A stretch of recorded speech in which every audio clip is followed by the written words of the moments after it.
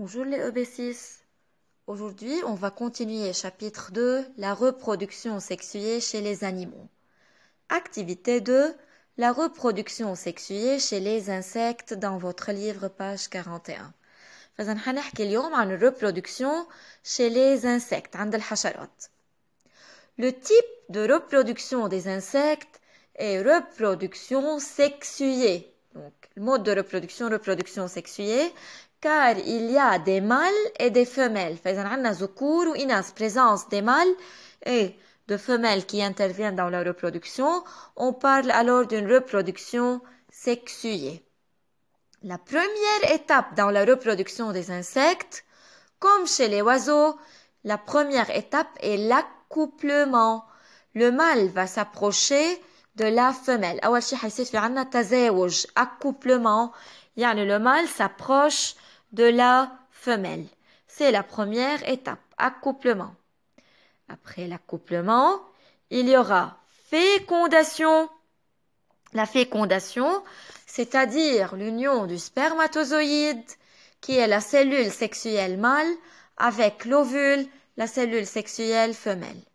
Et puisque la fécondation chez les insectes se déroule à l'intérieur du corps de la femelle, donc on parle d'une fécondation interne. بما أنه عملية التلقيح, يعني لما السpermatozoïde يقرب يلقح الأوفول, بتصير à l'intérieur du corps de la femelle, بداخل جسم الفمال, الأنثى, الحشرات, كرمال هيك بنحكي عن fécondation interne, تلقيح داخلي. Après la fécondation, l'embryon va se développer dans des œufs. Donc, la femelle va pondre des œufs. Troisième étape, ponte des œufs, يعني حط بيض الفمelle. Et l'embryon va se développer dans l'œuf, رح يكبر l'embryon بقلب الœuf. Et enfin, la dernière étape dans la reproduction des insectes, c'est l'éclosion. Éclosion, يعني بيفقسوا البيض. Un accouplement, fécondation, ponte des œufs et enfin l'éclosion. Chez les insectes, il y a deux modes de reproduction chez les insectes. Reproduction à développement direct, يعني نمو مباشر, développement direct. Dans le cas de reproduction à développement direct chez les insectes, les œufs sont riches en substances nutritives qui permettent le développement complet de l'embryon avant l'éclosion, et l'œuf va donner directement un petit qui ressemble à ses parents. بحالة الديفلوبمون ديريكت بيكون الأف ريش en substances nutritives, يعني بيحتوي على غذاء, غنية بالسبستانس نوتريتيف على الغذاء. هيدا الشيء بيسمح بالديفلوبمون كومبلي de l'embryon, بنمو كامل للأمبريون بقلب الأف, يعني قبل ما يطلع من الأف.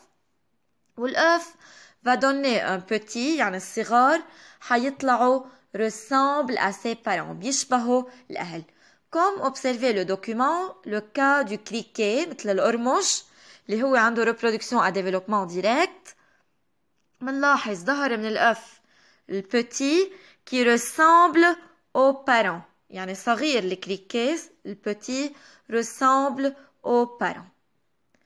Alors que dans le cas du reproduction à développement indirect, le développement indirect, يعني نمو غير مباشر, les œufs sont pauvres en substances nutritives, يعني الأف البيض ما بيحتوي كتير على غذاء. L'œuf ne donne pas directement un individu qui ressemble à ses parents. يعني حيمرق هون, حنشوف انه عندي un stade larvaire, حيكون عندنا لارف يرقة مثل حالة البابيون. فإذا الأف ما بتعطيني دغري individu بيشبه البارون, بيشبه الكبار, حيمرق عنا بستاد لارف بيرقة.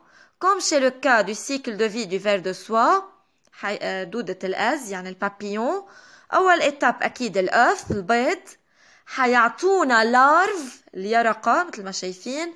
Ensuite chrysalide cocon, يعني الشرنقة, عذراء بقلب الشرنقة, chrysalide cocon.